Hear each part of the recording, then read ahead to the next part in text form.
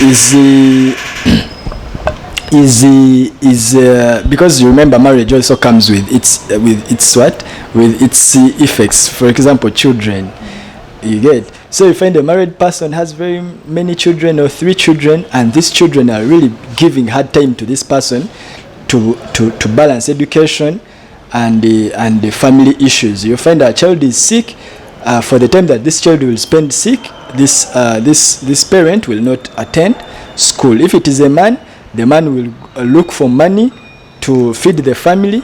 All the time the man is looking for money, this man may not be attending what, classes. So you find that in a class that is supposed to take 4 months, this person has taken like 9 months studying the same level just because of marriage.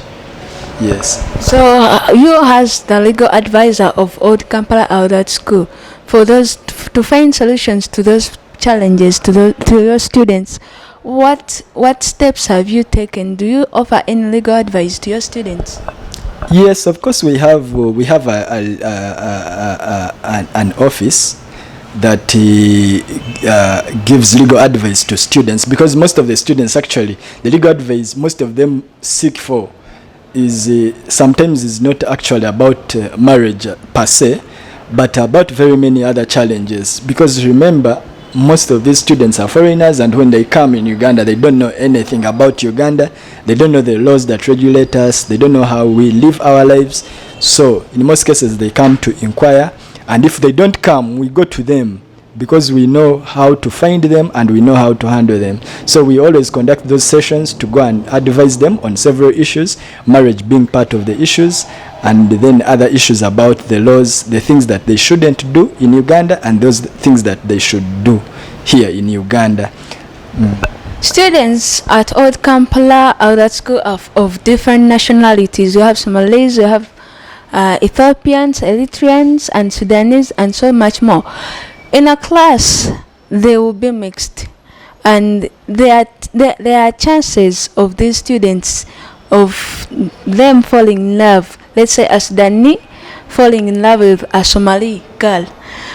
Is this relationship having any future?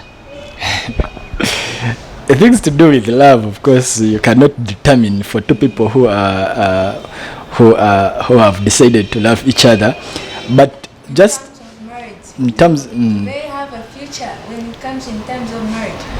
Yeah, okay. So in terms of marriage, I might say that if, for example, the 2 nationalities want to marry each other here in Uganda, of course, if they have fallen in love, they have a future, they can get married. They can choose any of those types of marriages, and they get married legally, and they become husband and wife here in Uganda. Yes. So does them getting married here in Uganda make them citizens of Uganda? No. Marriage does not make 2 non-citizens citizens. Doesn't. They remain with the nationalities of their countries. Why not? Because they have just gotten married from here.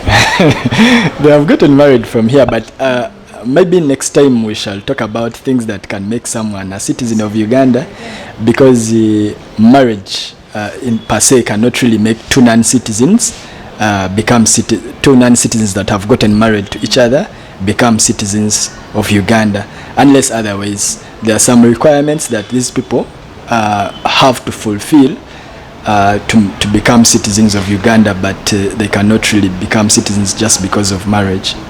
At the beginning of the show, Mr. Mjuni, you told us the various categories of marriage we have in Uganda.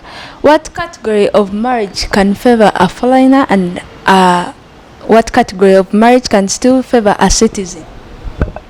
Like the category of marriage that can favor a foreigner getting married to a fellow foreigner, or like we have a foreigner getting married to a foreigner. Okay, so I probably think they have several options. One could be if they are all, like now this Old Kampala Outlet School, 90% of our students are Muslims, so they can conduct a Muhammadan marriage or an Islamic marriage. That one can favor them. It has no problem with 2 of them. What if they are foreigner getting married to a citizen of Uganda? A foreigner getting married to a citizen of Uganda, then it depends, is the citizen the one who is a man or a woman. If the citizen is a man, of course, this person has also several options. Is a Muslim, can go for Islamic marriage, they can go for civil marriage, they can go for church marriage. They have several options. For the options, when it comes to marriages, it doesn't matter whether they are citizens or non-citizens. They really have several options to make sure that they get married. We've seen cases where many people, or let's say especially students, because right now they are students we are talking about, and most of them are working, or some have other responsibilities. And when it comes to marriage, you might find that they don't have the money to cater for all the facilities, maybe introduction or wedding ceremonies. What is the other way that they can cope up or go for without spending much money? Like, okay. What other alternative do they have? Okay, so I'm just going to address that question legally, because I'm not married as well. But legally, there are several options that someone can opt for to make sure that they have a reasonable marriage with less expenses. For example, in most cases, when we are conducting marriages, the pressure is always self-induced. Most people here in Africa and Uganda in particular, and Africa at large, are single or are not married just because of self-induced pressure. Someone wants to conduct a wedding of 500 million, 20, 25, 30 million, millions. But in actual sense, you can as well conduct an introduction or a wedding of 3 million.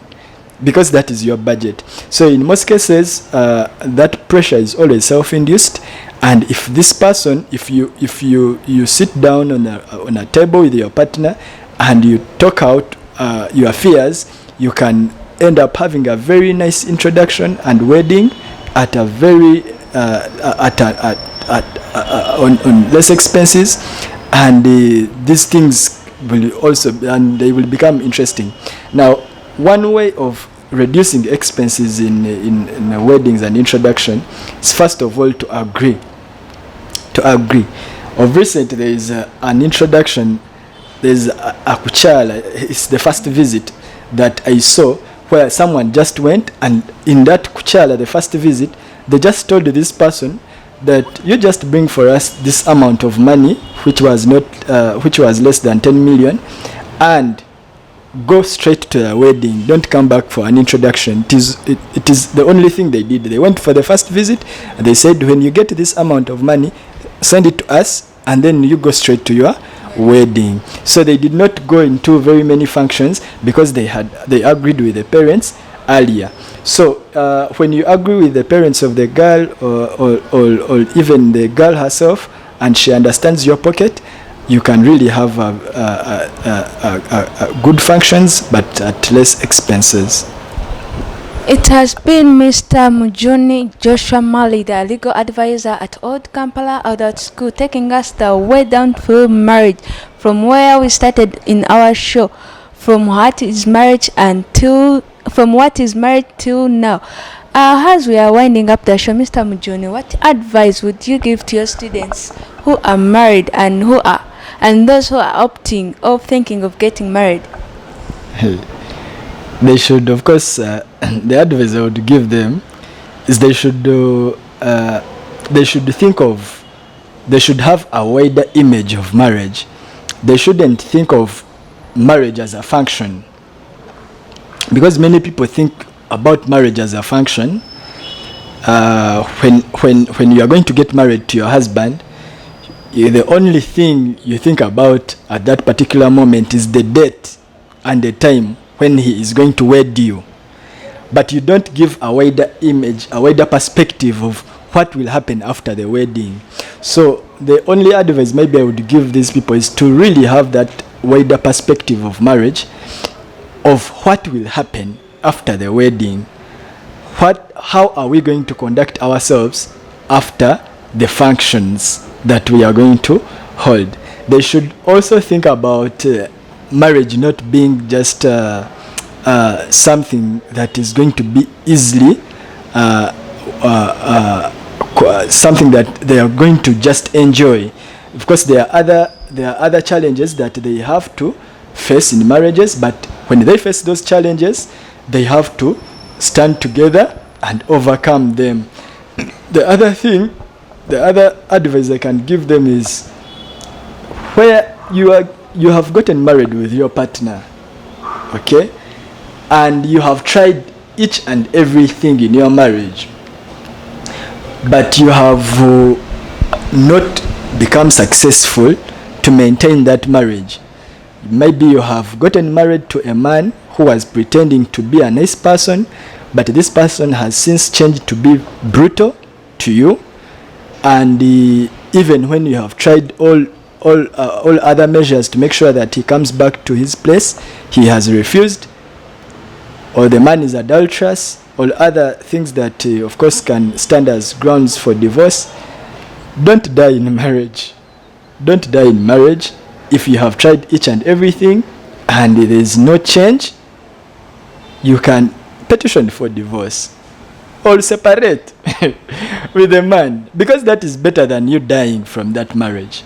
Yes, separating or divorcing him is better than you dying from that marriage, because when you die now, everyone will talk about you, like, why didn't she divorce him?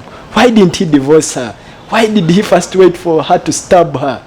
So when you see red flags everywhere, every day, every single minute, red flags, and you have tried to work on them, but the person has refused to change, do not hesitate to petition for divorce or separation. Yes, people, you've heard him, Mr. Mjuni Joshua Malida, legal advisor, advising you all the students watching, especially girls who have a tendency of dreaming about our big day, our wedding. What will I wear? The perfect dress I will have to wear, the perfect decoration I will get. But think about what is going to happen next after your big day. What am I going to find after these people have all gone away and I'm remaining with my man? How is marriage going to take me? And in case you're having misunderstandings or any problems in your marriage, come and seek advice from the legal advisor himself. He will be available to offer any counseling needed. I'm Nalwaga Nashiba on Okas TV. Thank you.